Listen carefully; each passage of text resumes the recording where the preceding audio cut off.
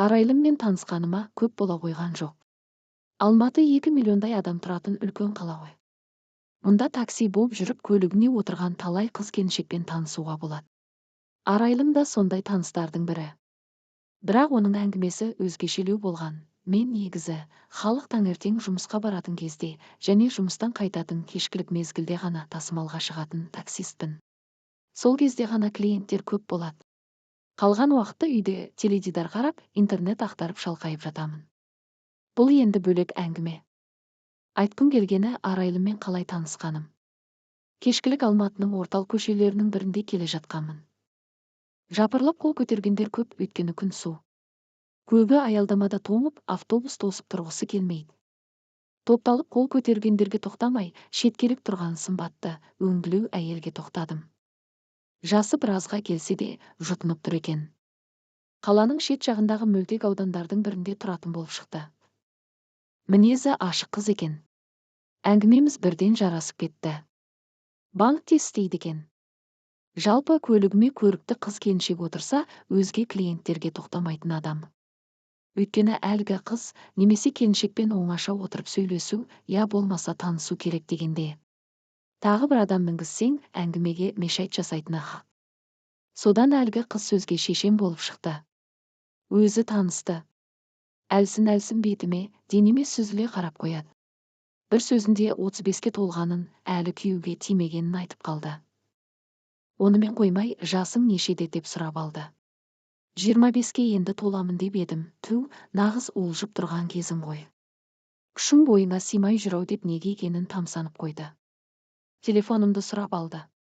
Спортпен айналысқасың-ау, денең мощный екен деп тағы бір әңгімнің шетін шығарды. Сонымен не керек, Арайлымды айтқан жеріне жеткізіп салдым. Негізі 700 теңгеге келіскен едік, бірақ ол қолыма 2000 теңгені ұстата салды. Күнде кешкілік мені манағы жерден алып кетіп тұршы деп өтініш жасады.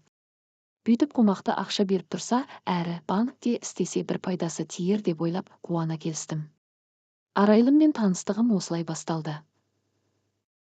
Кешкілік алып кетемін. Бірер рет кафеге тоқтап тамақтандық. Соңғы жолы ол өзі коньяк ішті. Мен рөлдемін. Татып алмадым. Шын ба, өтірік пе, 2 рөмкеге масайып қалды.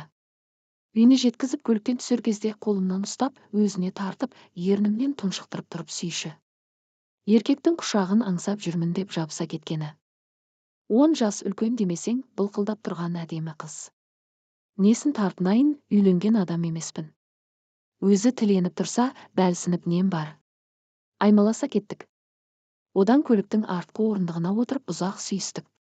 Арайлым өзі шешінді, мені шешіндірді. Болар іс болды. Рас, шөлдеп жүрген қыз ба, Арайлым тоқтар емес. Өте күшті жігіт екенсің. Қанша еркекпен жатып жүрсем де, сендей қуатты жігітті көрмеппін деп үздігеді келіп. Алдағы сенбіде дос қыздармен жиналып девичник жасаймыз, саунаға барамыз. Сені соған алып барамын. Өкінбейсің. Ақшаңды береміз.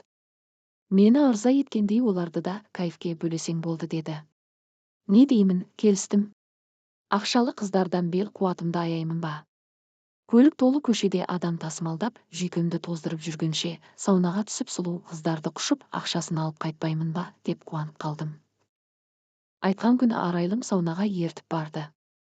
Сұлу қыздарды құшамын, орталарында сұлтанша шалқып отырамын деп барғамын.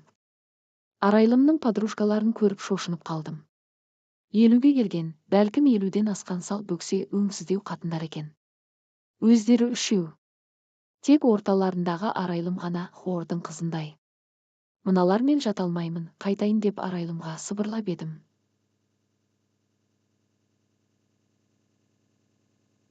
Арбай жоқ, қатындар. Біреуі менің бастығым. Кетіп қалсаң, маған ренжиді. Ақыры келдің, қалайда осыларды риза ет деп өтінді. Не керек, іштік, жедік. Қызып алған соң әлгі 3 қатын маған талассын. Көкпарға тартылған лақтай болдым. Қанымды әбден ішті. Менімен жиі кездесіп жүрген соң ба, Арайлым ғана сабыр сақтады. Тек айыздарын әбден қандыр. Келесі жолы тағы да шақырат деп сыбырлап қояды. Әлгі қатындар әбден діңкелетті. Әрең шыдадым. Қайтарда қолыма $1000 берді. Мұндай ірі ақша береді деп ойлаған жоқ едім. Жүрегім лүпілдеп кетті. Ертесінде арайлымды жұмыстан тағы алып қайттым. Сен подружкаларыма қатты ұнап қалыпсың. Алдағы аптада сені тағы шақырамыз деп отыр. Отказ берме деді. Ішкізіп жегізіп онымен қоймай анадай үлкен ақша беріп тұрса, неге отказ беремін? Бірден келістім. Сөйтсем бұлар ара-тұра кафеге, саунаға барып демалып, арасында жігіт шақырып, осылайша қызық көреді екен. Карьера деп кезінде жүріп қалған. Бай жоқ, бала жоқ. Ақшалы жерде жұмыс істейді. Бұларды да түсінуге болады. Жағдайы болғанымен жасы келген, өңі тозған қатындарға кім қарайды? Амалсыз өздері осылайша көңіл көтереді. Ақшасын береді. Саған дейін де талай еркекпен демалғанбыз. Сені де біраз уақыт ермейтетін шығармыз деген арайлым, мыналардың жанында сен қыздайсың, неге күйеуге шығып кетпейсің деп едім. Ол, мен де карьера деп жүріп қалдым. Қазір 35-ке келдім. Менімен жасты жігіттердің бәрі үйленіп алғандар. Отбасылары бар. Дегенмен жасы үлкен болса да, бәрібір біреуге тиіп алу қажет болып тұр. Уақыт өтіп барады. Әйтпесе мына қатындардың кейбін киемін деп күрсініп қойды. Сонымен не керек, күнде кешкілік арайлымды жұмыстан алып кетіп жүрмін. Подружкалары да мені сенбі сайын кездесуге шақырып, ақшаларын беріп жүр. Кейде кәрі қатындардың қолындағы қуыршағына айналып кеткен жоқпын ба, осы деп ойлап қоямын. Бірақ көзіме олар беретін $, елестегенде бәрін ұмытып кетемін. Ақшаның құдіреті-ай деймін. Таксовать етемін деп жүріп осындай жағдайға тап болдым.